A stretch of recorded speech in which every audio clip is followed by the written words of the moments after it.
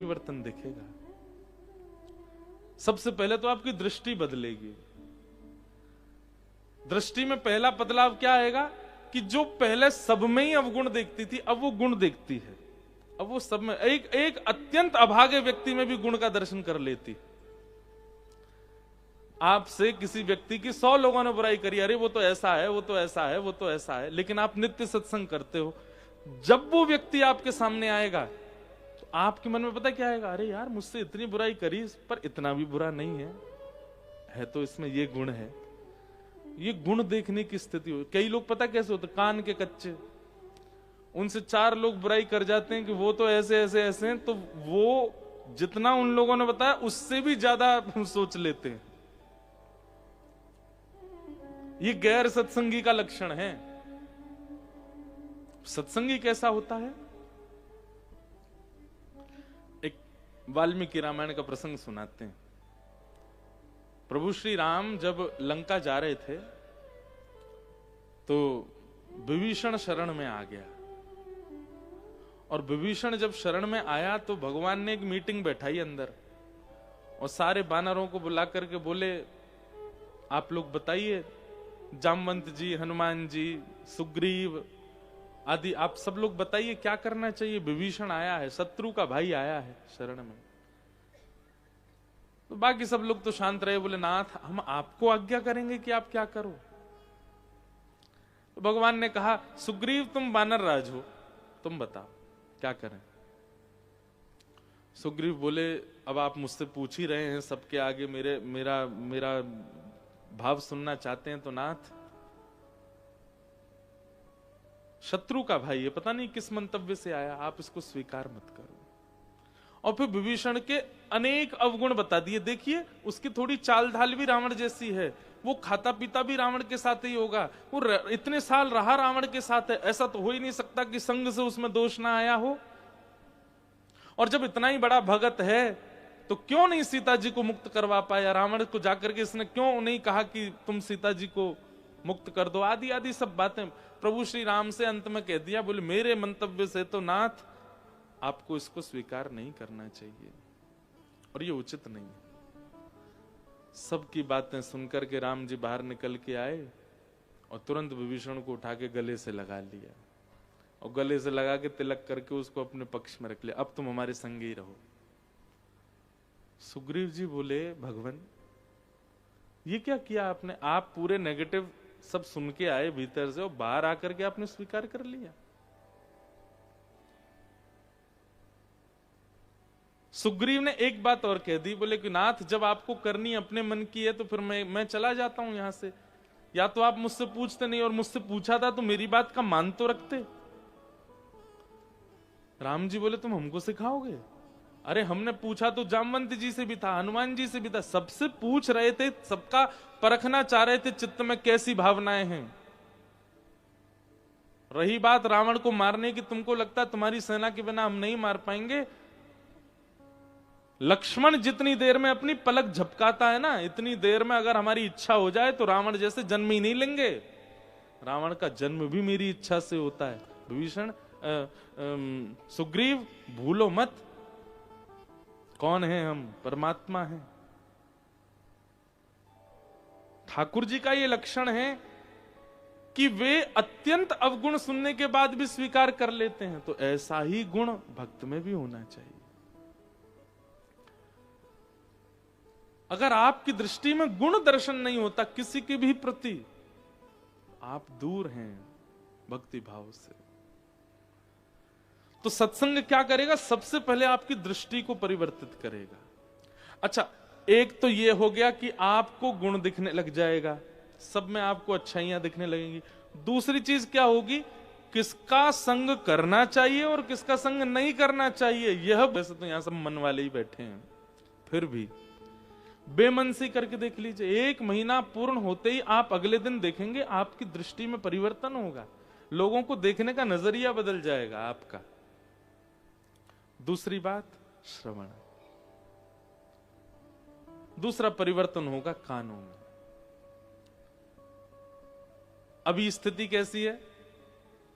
किसी के घर की बात चल रही है, 4 लोग कर रहे हैं, और यहाँ पे हम गोलगप्पा खा रहे हैं और गोलगप्पा खाते खाते भी हो जा रहे। ये है संसारी स्थिति। पर वैष्णव की स्थिति कैसी होती है? उसी की ही चर्चा हो रही है, उसी के बारे में ही कह रहे हैं चार बात। अरे ये तो ऐसा है ऐसा, वो सुन करके और दूर चला जाएगा, मुझे सुनाई ही नहीं दे, वो सुनना ही नहीं है, मुझे इस विषय में पढ़ना नहीं। कोई आके उससे कहेगा ए भाई सुन तेरे बारे में ना वो लोग ऐसे, भाई सुन तेरे हाथ जोड़ू, मुझे मत बता, मुझे सुनना ही नहीं है। ये तो मैंने खुद में अब अनुभव किया, इसलिए मैं बता रहा हूं। हम कथा कह के जाते हैं, ऐसा नहीं है कि सबको अच्छी लगती है, कईयों को बहुत बुरी भी लगती है। ये ऐसा क्यों बोल जाते हैं? तो लोग बाग फिर फोन करते हैं, घर के लोग हों या मित्र लोग हों, बोले भाई आज तुम कथा में ऐसे ऐसे कह रहे थे। कोई व्यक्ति, मैं सुन भाई मैं व्यस्त, तुम बाद में बात करता हूं, काट दूं, मुझे सुनना ही नहीं है। सत्संगी व्यक्ति का ये नियम हो जाता है, ना तो वो अपने अपवाद की बातें, ना किसी और की अपवाद की। किसी की अच्छाई चल रही है, किसी की बुराई चल रही है, उसको इन सब चीजों से पता नहीं क्यों घृणा होती है, वो दूर रहेगा। बोला भाई मेरे सामने बैठो, मेरे पास बैठो, या तो कोई अच्छी चर्चा कर लो या कोई भगवत चर्चा कर लो। इसके अलावा किसी की निंदा, किसी की स्तुति मुझे सुनने में कोई रुचि नहीं। ऐसी होगी तो कानों में परिवर्तन होगा। और तीसरा परिवर्तन होगा वाणी में।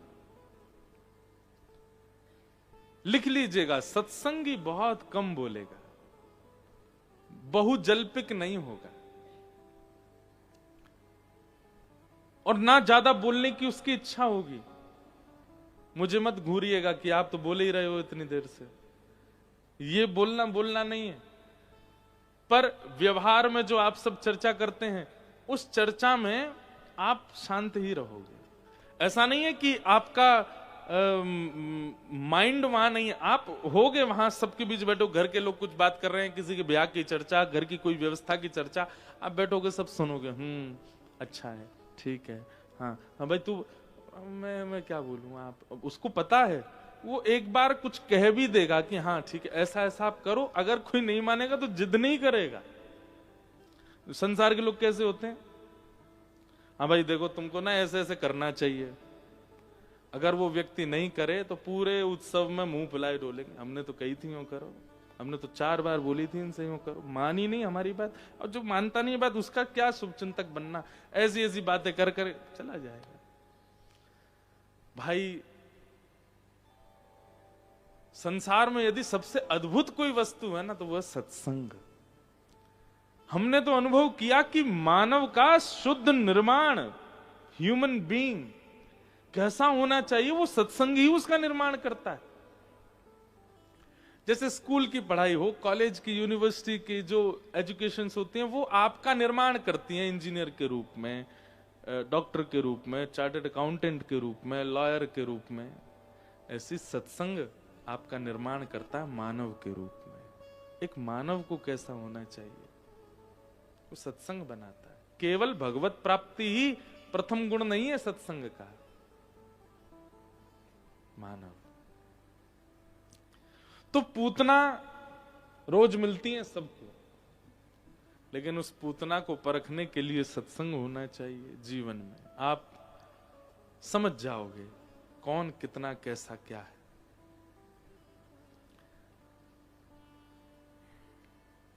पूतना जैसी आई, यशोदा मैया उसको देखने लगी। यशोदा मैया तो बोली लाओ लाला दे दो। अरे बहन बड़ी दिना में देखी हो, कहाँ ते आई हो, मैंने तो पहली बार देखी हो। बोली मेरो ब्याह है हो पास के गांव में। पूतना बोल रही है अच्छा ब्याह है गए हो? बोले हाँ। कोई बालक बच्चे हैं तुम्हारे? बोले ना अभी तो ना है। देखो भैया लाला होए तो पूरी दुनिया बुलाइयो, अगर तुम्हारी लाली होए तो मुझे बुलाइयो। पूतना बोली क्यों, लाली होए तो क्यों बुलाऊं, अब मेरो भी लाला ही है तो फिर आगे बात चलाएंगे। मतलब मैया तो यहां तक सोच बैठी है कि इतनी सुंदर है तो यहाँ की लाली भी सुंदर ही होगी। गोद में जो ठाकुर जी हैं यशोदा मैया के, उनकी आयु कितनी है? 6 दिन की। कितनी? 6 दिन के। कितना इतना सा बालक होता है? 6 दिन के ठाकुर जी हैं। मन ही मन सोच रहे हैं मैया रुक जा, तेरी सास, मेरी सास को मुंह दिखाऊंगा, अभी तो है, कैसी है ये। तू या की छोरी तो मेरो ब्याह करना चाह रही है।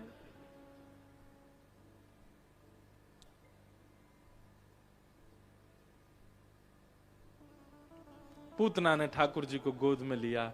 यशोदा मैया किसी कारण से चली गई। इतना विश्वास हो गया कि भाई इतनी सुंदर है, इतने बढ़िया वस्त्र है तो अच्छी होगी। ठाकुर जी एक संकेत कर रहे हैं यहां पर, ध्यान दीजिएगा। यशोदा मैया हम सब सेवा करने वाले जितने भी यहां बैठे जो सेवा करते हैं ठाकुर जी की, हम सबकी अग्रगण्या हैं यशोदा मैया। यशोदा मैया जब पूतना पर मोहित हो सकती हैं तो हम भी हो सकते हैं, ये इस बात का संकेत है। इसलिए बहुत सावधानी रखनी है पूतनाओं से।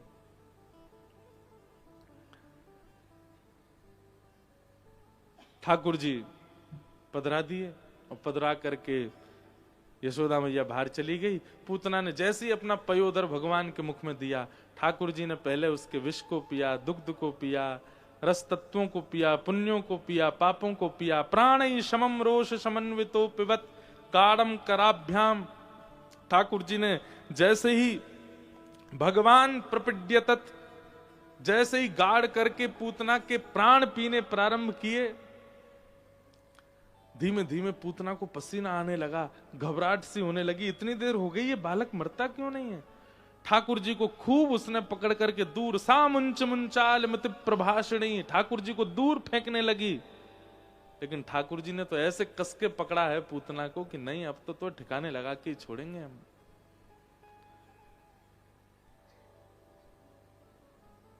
विशाल रूप हो गया, विकराल रूप हो गया, भयाभय हो गई पूतना। एक घटना और घटी थी, क्या कि पूतना को सबने देखा और सब सिहा रहे थे पूतना को देख के। लेकिन जैसे ही यशोदा मैया ने लाला दिए पूतना की गोद में, नन्हे से गोपाल जी ने अपने नेत्र बंद कर लिए। एक तो गोपाल जी की आंखें ही बंद थी, ऊपर से हाथ और दल्ले किया कि छाया भी नहीं पड़े मुंह पे। हमें ऐसा लगता है ठाकुर जी के हाथों मरना सौभाग्य। रावण आदि भगवान के शत्रु थे, ये भी उनका सौभाग्य था कि शत्रु के रूप में भी भगवान ही थे, मरे तो भगवान के हाथों। लेकिन राक्षसों में यदि सबसे ज्यादा दुर्भाग्यपूर्ण यदि हमें कोई लगा तो वो लगी पूतना। क्यों? राम जी ने रावण को देखा था, ठाकुर जी ने कंस को देखा था, ठाकुर जी ने ताड़का को भी देखा था, शूर्पणखा को भी देखा था। ठाकुर जी की दृष्टि के सामने आ जाना कितने बड़े पुण्य की बात है। लेकिन पूतना का कितना बड़ा दुर्भाग्य है कि ठाकुर जी ने उसको देखा नहीं।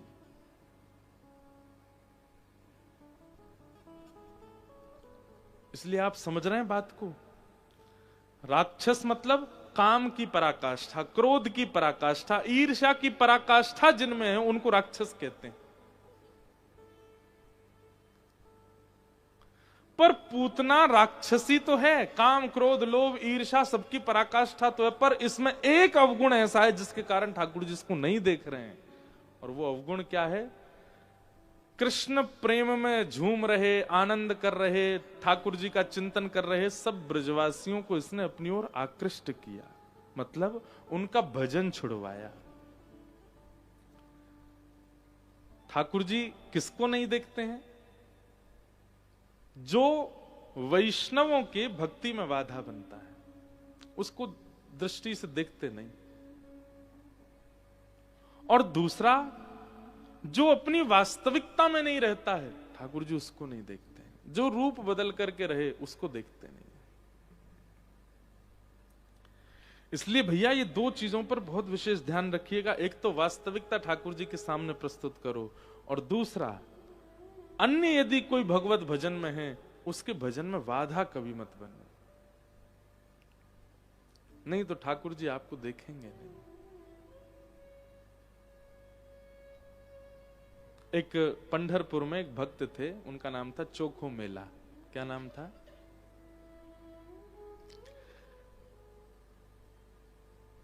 ऊंची बिरादरी के नहीं थे, सामान्य सी बिरादरी के थे। प्राचीन भारत में पता नहीं किसने ये सब नियम बनाए, तो बचपन से उसके चित्त में भगवत भक्ति का भाव था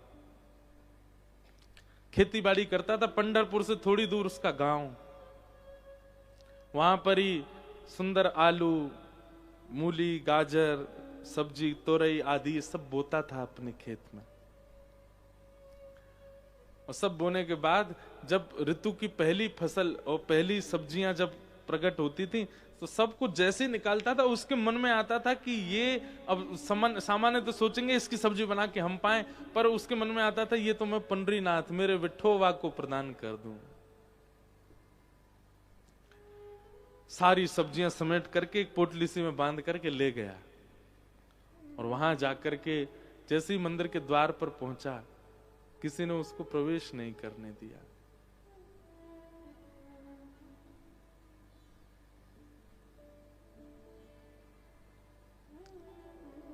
बाहरी किसी को पधरा दी सारी सब्जियां, उन्होंने भी भोग नहीं लगाया, बोले कि अरे इसके हाथ की सब्जी ठाकुर जी को जाएगी।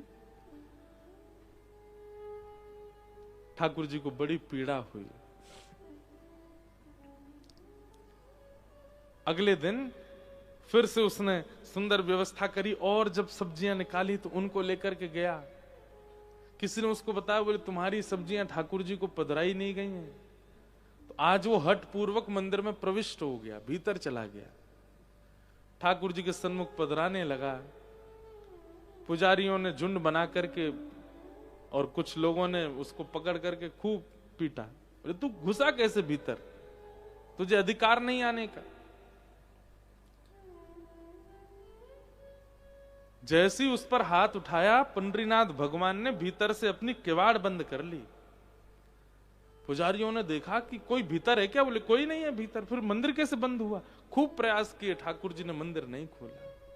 24 घंटे हो गए ठाकुर जी ने मंदिर नहीं खोला। सब पंडा पुजारियों ने प्रार्थना की, बोले नाथ हम अपने अपराध का क्या बोध करें, आप बताइए हमें क्या करें, कैसे प्रायश्चित करें, आप प्रसन्न होंगे। बोले मेरा भक्त आया था, तुमने उसको मार पीट के भगाया, जाओ जाकर के उसको उसकी मल्लम पट्टी करके व्यवस्थित रूप से लेके आओ, तब मैं द्वार खोलूंगा। ऐसे भक्त वत्सल ठाकुर जी। सब गए और जाकर के उनको व्यवस्थित रूप से लेकर के आए, दर्शन कराए ठाकुर जी के। ठाकुर जी ने फिर नियम बना दिया, बोले चौको मेला अब तुम मत आना हमारे पास, तुम जाओ, तुम्हारा यहाँ अनादर किया गया ना। बोले नाथ मैं आपके दर्शन के बिना कैसे रहूं। बोले तुम चिंता नहीं करो, हम ही आया करेंगे तुम्हारे पास। और आज भी इतने वर्षों बाद साल में एक बार पालकी में बैठ के पंडरीनाथ जी जाते हैं और उसके गांव में जाकर के वहीं के साग सब्जी पा करके आते हैं। इतने प्रेमी। वैष्णव अपराध ठाकुर जी को प्रिय नहीं है।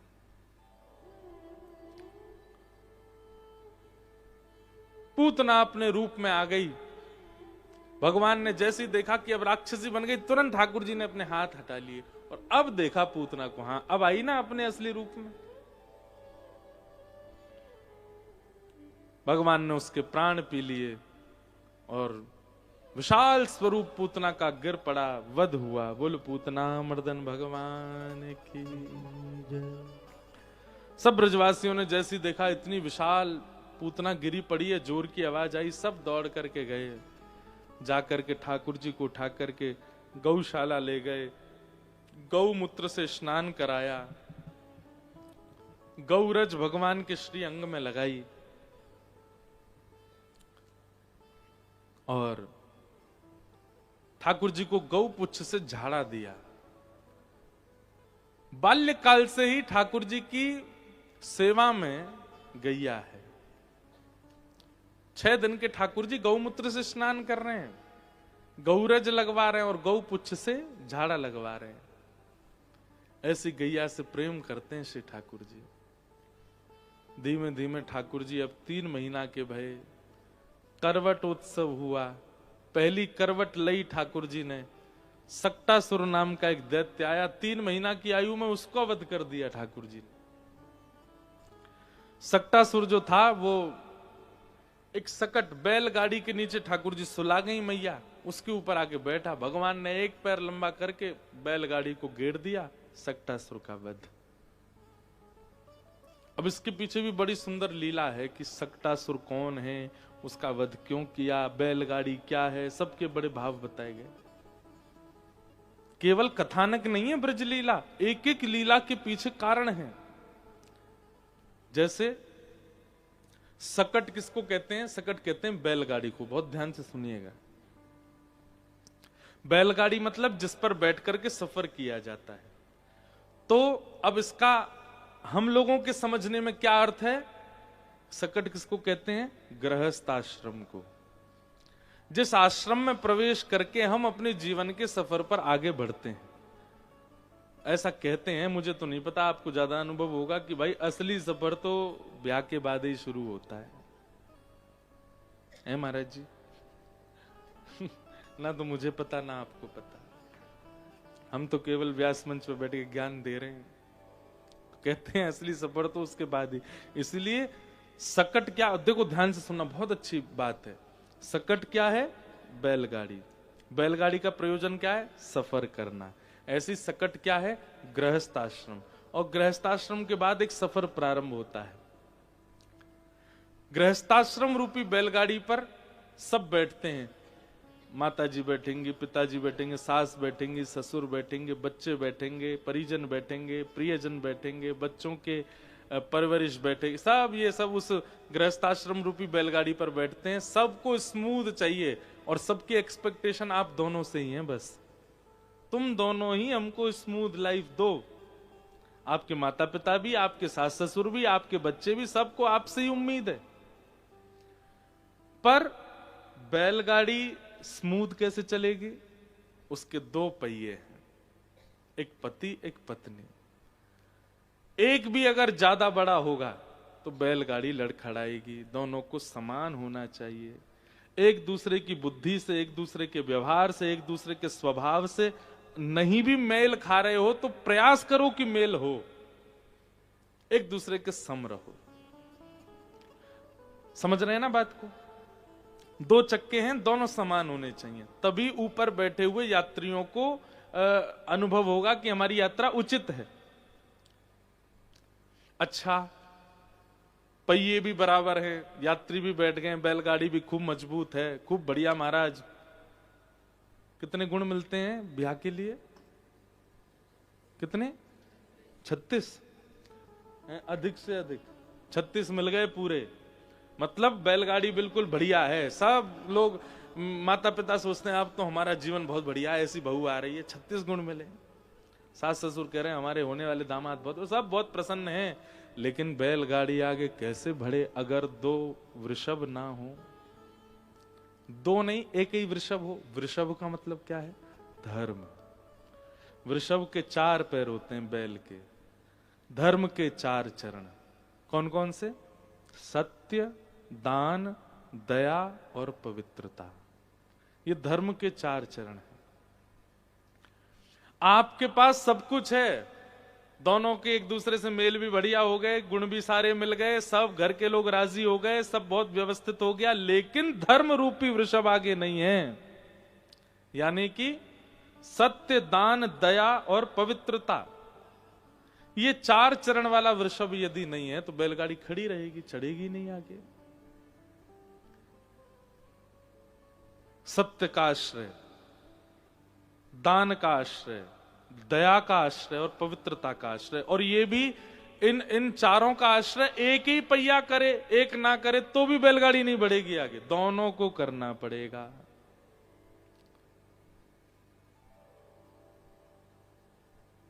धर्म हमारे गृहस्थ आश्रम रूपी इस गाड़ी को आगे बढ़ाने वाला हो। जब वृषभ होगा, दोनों समान होंगे, बैलगाड़ी मजबूत होगी, तो ऊपर बैठने वाले अपने एक स्थान से दूसरे स्थान, यानी कि जन्म स्थान से लेकर के मृत्यु पर्यंत तक की यात्रा सुखद कर पाएंगे। लेकिन यहां कथा आती है कि ठाकुर जी ने अपने बाम चरण को उठाया, लंबा करके पीछे करके ऐसे मारा, महाराज बैलगाड़ी को तोड़ दिया और उसके ऊपर बैठे हुए राक्षस सक्टासुर का वध किया। ये क्यों हुआ? अब इसकी बात सुनो। ठाकुर जी जिस बैलगाड़ी के नीचे हैं, पहली बात तो ठाकुर जी ऊपर होने चाहिए थे, ठाकुर जी कहां हैं? नीचे। मतलब प्रायोरिटीज के रूप में सब कुछ है पहले, लेकिन ठाकुर जी कहां हैं? सबसे पीछे या सबसे नीचे। पहले ये करके देख लेंगे, ये करके देख लेंगे, ये करके देख लेंगे, ये करके देख लेंगे, ये करके, जब कहीं भी कुछ काम नहीं बनेगा तब भगवान के पास जाएंगे। सबसे पहली गलती। तो सकट के नीचे ठाकुर जी हैं। फिर दूसरा, सक्तासुर नामक दैत्य ऊपर बैठा है, मतलब ठाकुर जी नीचे हैं और दैत्य ऊपर। वही बात है कि प्रायोरिटीज के रूप में संसार है, ठाकुर जी नीचे हैं, पहली गलती। और दूसरी गलती क्या है? सकट है मतलब बैलगाड़ी है, पर उसके आगे धर्म नहीं है, बैल नहीं बंधे हैं। खड़ी बैलगाड़ी के नीचे सो रहे थे ठाकुर जी। तो जिस गृहस्थाश्रम रूपी बैलगाड़ी में आगे धर्म नहीं है, ऊपर बाकी की चीजें प्रधान रूप से हैं, ठाकुर जी नीचे हैं, ऐसी स्थिति में ठाकुर जी अपने अंगुष्ठ के स्पर्श से उस पूरे व्यवस्थित सकट का विध्वंस कर देते हैं। फिर वो किसी कार्य का नहीं रहता। ये पूरी लीला है, सकट भंजन लीला, सक्टासुर वध लीला। इसलिए गृहस्थाश्रमियों को 2-3 काम यहां बहुत विशेष रूप से करने हैं। और वो क्या है? सबसे पहला, विवाह होते ही एक दूसरे से मन मिलाना है। ये तो होगा ही नहीं कि दोनों एक जैसे ही होंगे, और होने भी नहीं चाहिए, विपरीत ही होने चाहिए। पर अगर उसमें कोई कमी है तो आप पूरक बनो, आप में कोई कमी तो वो पूरक बने, तभी आपकी बैलगाड़ी चलेगी। दूसरी बात, ठाकुर जी ऊपर हों, बाकी की सारी प्रायोरिटीज नीचे हों, तो बात बनेगी। तीसरी बात, दोनों सत्य, दान, दया और पवित्रता का पालन करें। एक ही करे दूसरा ना करे तो भी काम नहीं चलेगा। इस प्रकार से जब करोगे तो ठाकुर जी आपकी गृहस्थ आश्रम रूपी सकट का विध्वंस नहीं करेंगे। यह सक्टासुर वध की लीला।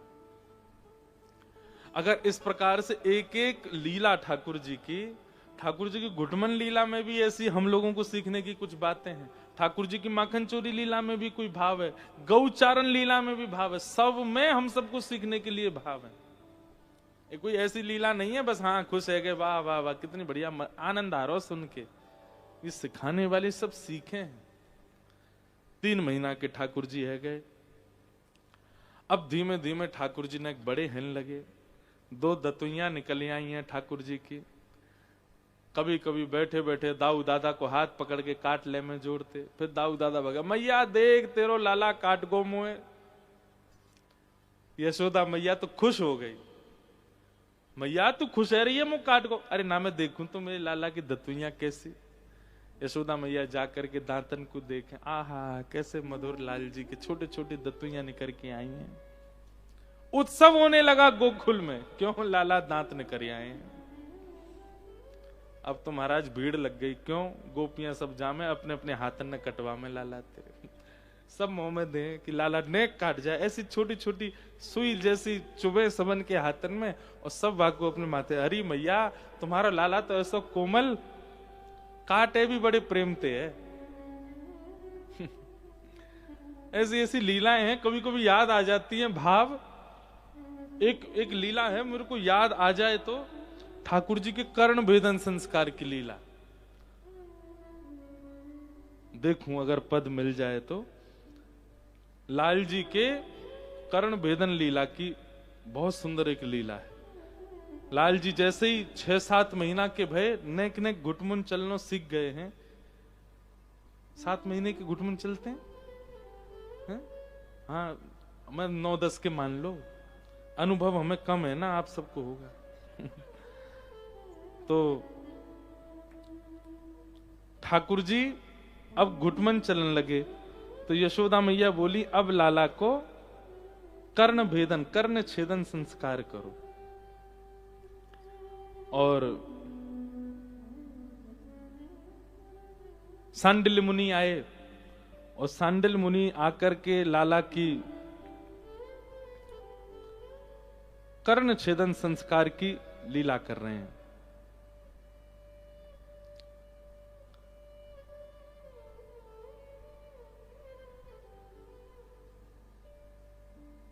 नहीं मिलेगा, थोड़ी सी लीला मुझे याद है, वही सुना देते हैं।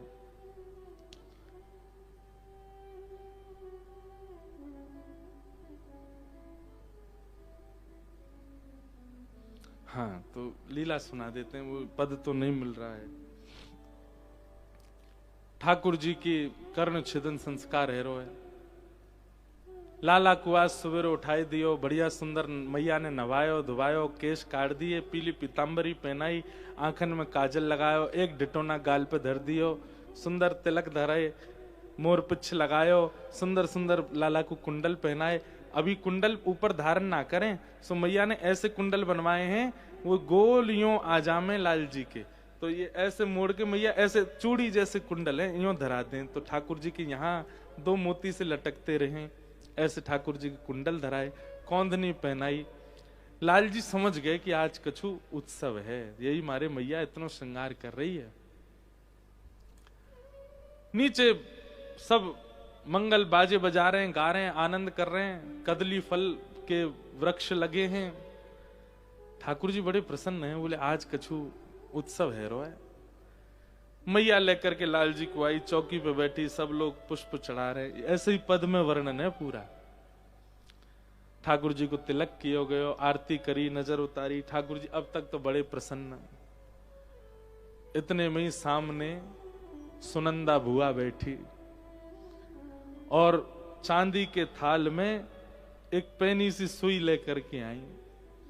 अब जैसे ही वो स्वर्ण की सुई उठाई सुनंदा बुआ ने, तो ठाकुर जी वह सुई देखें, और सुई देख करके और फिर मैया देखें। मैया लाला के नेत्र बंद कर रही है, कहीं लाला डरे नहीं, और ठाकुर जी बार बार मैया को हाथ खींचे, फिर सुई देखें, फिर मैया देखे, बोले जन का होएगो, ये तो धोखो दियो जा रहा हो हमें। अब मैया सबंते कह रही है, बोले लाला डर रहा है या नचाओ, कोई लाला को ताल सुनावे, कोई लाला को गा के बतावे, कोई लाला के आगे फिर के नहीं घुमावे।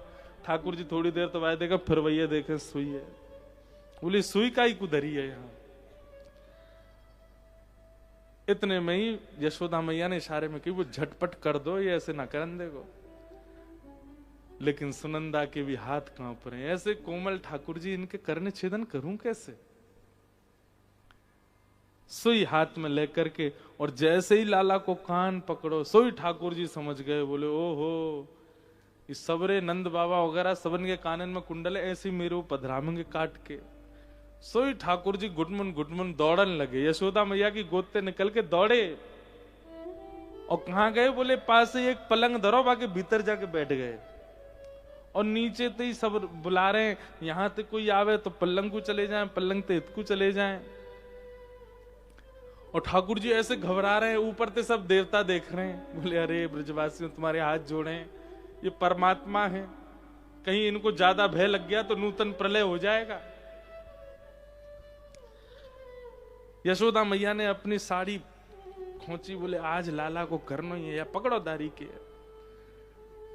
यशोदा मैया के हाथ में पाम आ गए, ठाकुर जी सोई खींच के बाहर निकाले और खींच करके गोद में लिए, और मेरो लाला। ठाकुर जी रो में चिल्ला में चीखें, और इतने में ही सुनंदा जैसे तैसे गई, ठाकुर जी को कर्ण पकड़ करके जैसे ही सुई पधराई, लाल जी जोर से चिल्लाए, चीख रहे हैं, रो रहे हैं, और तभी एक सुंदर हीरा को कुंडल ठाकुर जी के कानन में पधरा दियो। धीमे धीमे ठाकुर जी शांत है गए। नंद बाबा गौशाला में घुमा के लाए, गैयान के बीच में खेले, बीच बीच में कान पकड़ के रो में, सब वर्णन कियो पद में, और ठाकुर जी को कर्ण भेदन संस्कार भयो। अब लाल जी के कानन में छोटे छोटे हीरा के सुंदर सुंदर कुंडल विराज रहे हैं। ज्यो ज्यो लाला बड़े हैं रहे, त्यों त्यों रूप माधुरी ऐसी ठाकुर जी की सबके चित्त में बस रही है। अब तो केवल ब्रजवासियों को एक ही काम है, देखे बिन कान्हा जब मन नाही माना,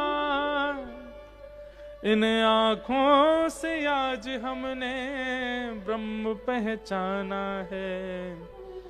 कृष्ण चरण कमलों में मन को लगाना, इन गोपियों का ताना ये उल्हाना तो बहाना है। सब गोपियां नए नए बहाने लेकर के आमे, अरे मैया हमारे घर से दूध खत्म है, कोने दूध दे दो। दूध लेवे के बहाने आमे ढूंढे, कौन है, कहाँ है नंद नंदन, कहाँ है श्याम सुंदर। ऐसे ही सब ब्रजवासी पूरे दिन आते हैं, ठाकुर जी को देखते हैं। अब लाला 1 वर्ष के है गए। यशोदा मैया की उंगली पकड़ करके नेक नेक उठनो सीख गए। अब धीमे धीमे चरण आगे धर के ठाकुर जी चलनो सीख गए।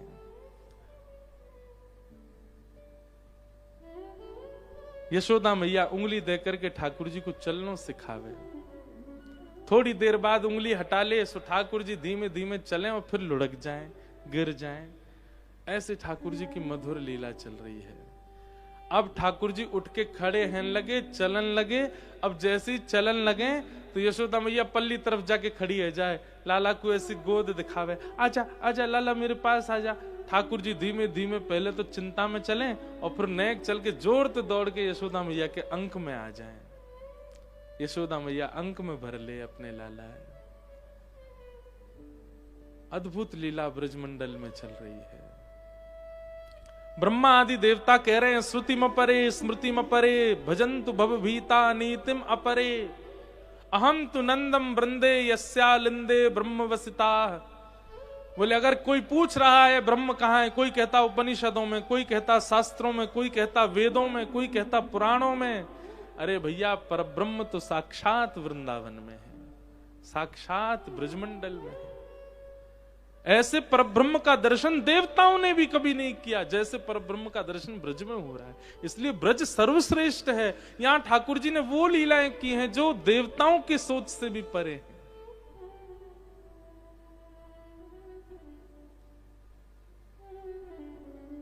ऐसे ठाकुर जी की लीला चल रही है।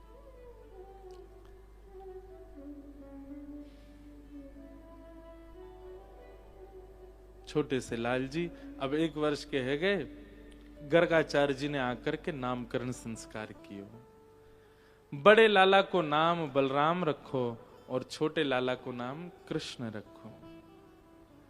बहुनि संति नामानि रूपाणि च सुतस्य ते गुणकर्मानुरूपाणि तान्यहं वेदनो जना। गर्गाचार्य जी बोले मैया आपके लाला को नाम में कृष्ण धर रहा हूं क्योंकि ये कृष्ण वर्ण को है, पर यही नाम नाय रहेगा तुम्हारे लाला को। जैसे जैसे लीला गुण या की प्रकट होंगे वैसे वैसे अनेक नाम लाला के रहते जाएंगे। ठाकुर जी को नाम कृष्ण रखोगे। धीमे धीमे ठाकुर जी अब नेक और बड़े है गए। अब ऊधम मचाने लगे हैं, पूरे घर में चौकड़ी मार के डोले। नंद भवन से बाहर जाए करके खूब सारो ऊधम मचामे। सब ठाकुर जी की लीला चल रही है। छोटो सो कन्हैया या के बड़े बड़े ने, बड़े बड़े ने यमुना जी के पार जाके ठाड़ो मारे से। छोटो सो कन्हैया या के बड़े बड़े ने, बड़े बड़े ने राजी के पार जाके ठाड़ो मारे से। छोटो सो कन्हैया या के बड़े बड़े ने, बड़े बड़े ने यमुना जी के पार जाके ठाड़ो मारे से। छोटो सो कन्हैया या के बड़े बड़े ने, गाओ बड़े ने यमुना जी के पार जाके ठाड़ो मारे से। हे बजाए गयोरी बजाए, हाँ बजाए गयोरी, बजाए गयोरी, हे बजाए गयोरी, बजाए गयोरी, हे बजाए गयोरी, बजाए गयोरी। ओ मेरे अंगना में वंशी बजाए गयोरी।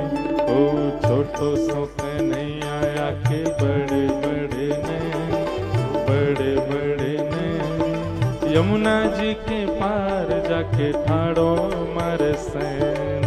छोटो सो कन्हैया के बड़े बड़े ने, बड़े बड़े बोल बाल कृष्ण लाल की पार जाके ठाड़ो मारे सैन।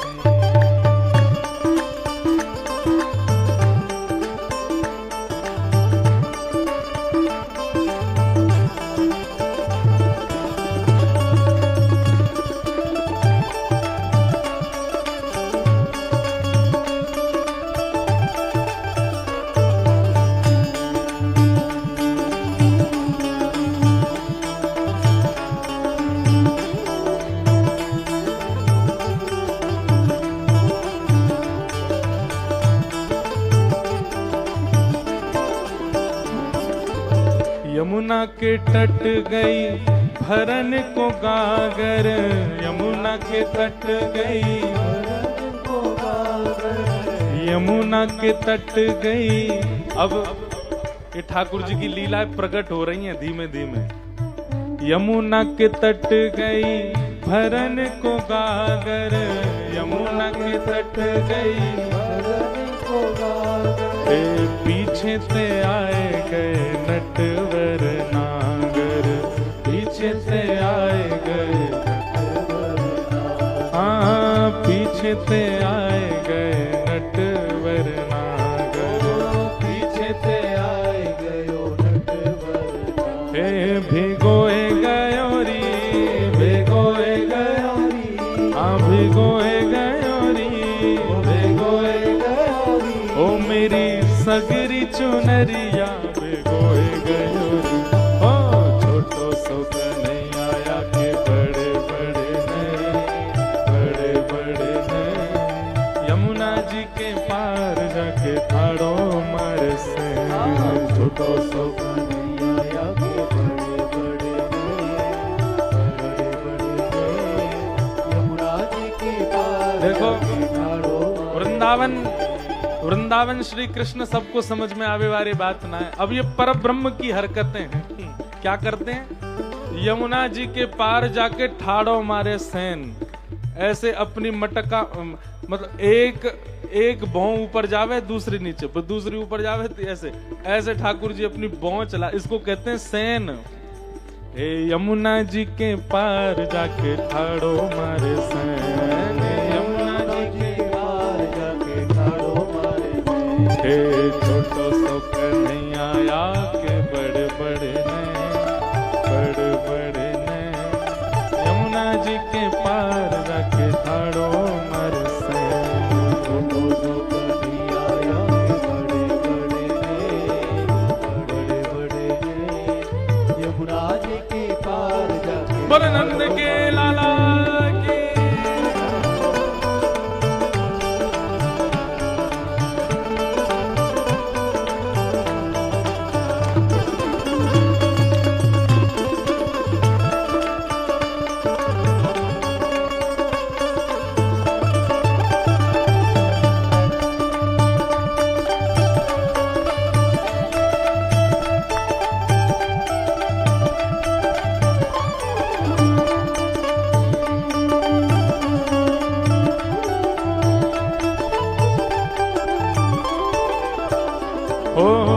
अड़के खड़ो है मेरी गैल में आके, अड़के खड़ो है मेरी गैल मतलब मेरे रास्ता में। गोपी कह रही है अड़के ऐसे करके और मेरे रास्ता में आके खड़ो है। अड़के खड़ो है मेरी गैल में आके, अड़के खड़ो है मेरी मांगे दधी दान नहीं जान देवे आगे, मांगे दधी दान नहीं जान देवे आगे। गोपी तो कह रहा है हमारे यहाँ ब्रज में होती है दान लीला। कौन सी लीला? जब गोपियां दूध दही मक्खन लेकर के मथुरा बेचने जाती हैं तो उस मार्ग में ठाकुर जी खड़े हो जाते हैं और गोपी इनके आगे खड़े है करके बोले अरे गोपी चल ला, हम इतनी मूर्ति हैं, ये तनसुका मनसुका धनसुका सुबल तोष मैं कन्हैया, इतनी मूर्ति इनके काजे चल ला दही दे जा। गोपी के काई को दे जाए ऐसा कहा किया तेने? अरे जी जा मार्ग पे तू चल रही काहे जे हमारे पिताजी ने बनवायो, या को कर कौन देगो? टैक्स टोल टैक्स आज के नहीं है भैया, ठाकुर जी भी लेते थे। ठाकुर जी कह रहे हैं मथुरा जावे को जे मार्ग हमारे नंद बाबा ने